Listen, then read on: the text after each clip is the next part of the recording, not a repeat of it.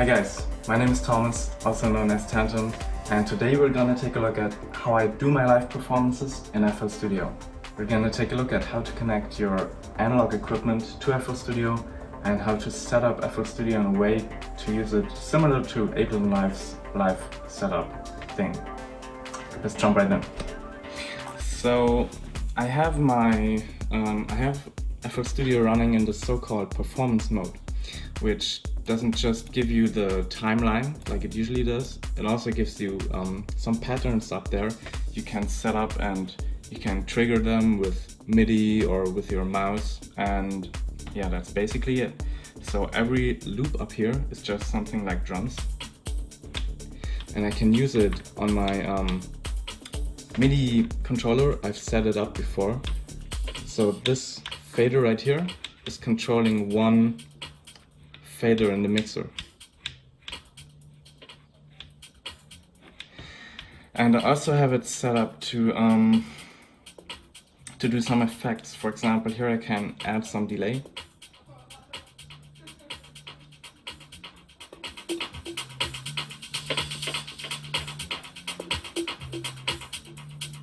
And here I can change the time of the delay.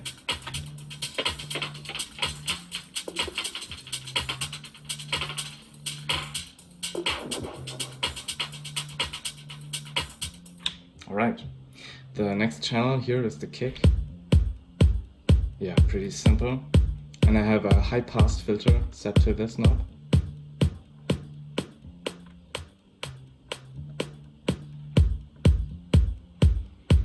And I have a bass line on here. So I not only have loops here, but I also have some arranged parts, like the synthesizers. They're too complex because they have so many automations. I can't really play them live. I only have two hands. So some synthesizers are recorded and they just play back like this.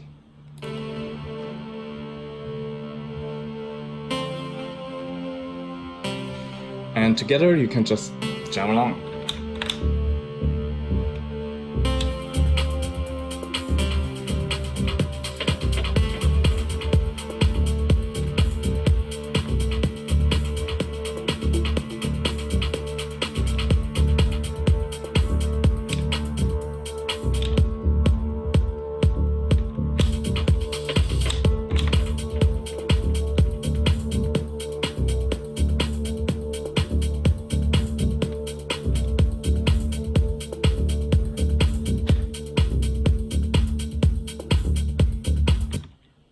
So now you know how the digital stuff is working, because that's all loops, right? But the analog equipment is getting the MIDI from the clips here. I just have the notes set up as a MIDI out, and they're playing the patterns. And the MIDI is being sent to the synthesizers. And for the synthesizers, I don't have controls down here, because each synthesizer has a volume knob, so I can just turn it up and it's already playing. That's how I'm playing the synthesizers together with the loops or stems I've made from the original track. The way I have it routed is I'm using a USB to MIDI interface to send the notes from my computer to the synthesizer. And yeah, let's take a look at the patch real quick. The patch really is basically it's white noise on oscillator 1, and I'm also using oscillator 2 as a ring modulation. And it's ring modulating the noise, and it's making a really interesting texture. It's creating a really beautiful sound. If I take the noise out, yeah, quite interesting.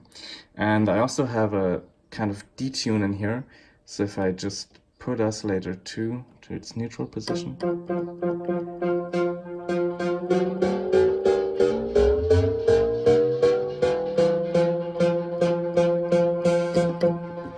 So yeah, that's the main synthesizer sound. Quite simple. There's also only one patch in here, which is the envelope 1 to the filter. So the filter is kind of closing. If I put it out, and you can hear the effect.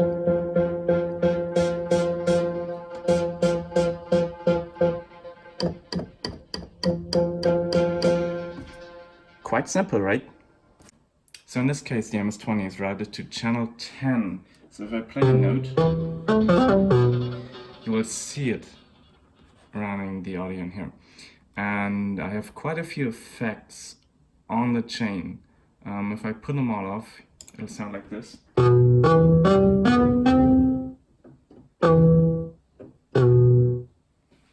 And with the effects, it sounds like this.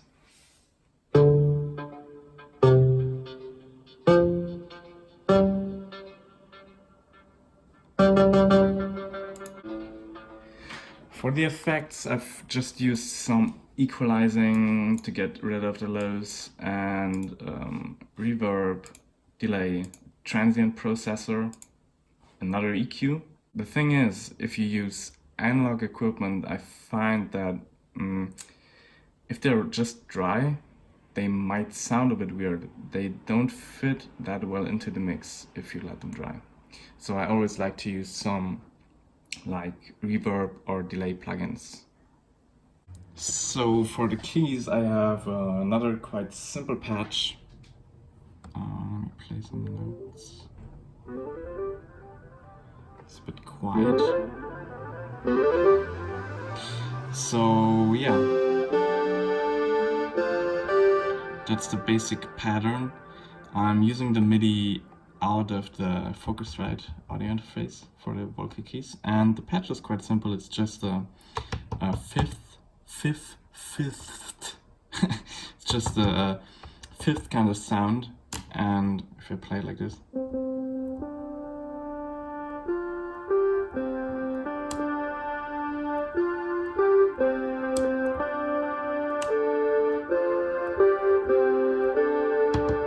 yeah, right.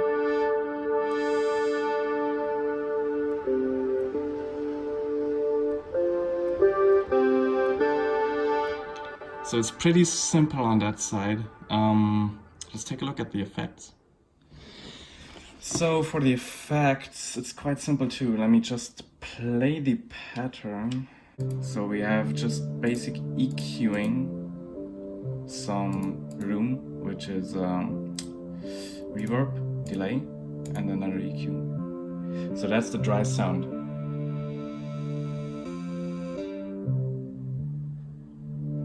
And that's the wet sound.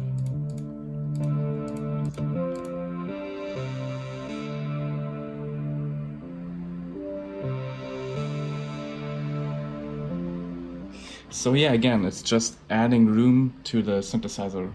And it's quite similar to the setup I use when I do live shows.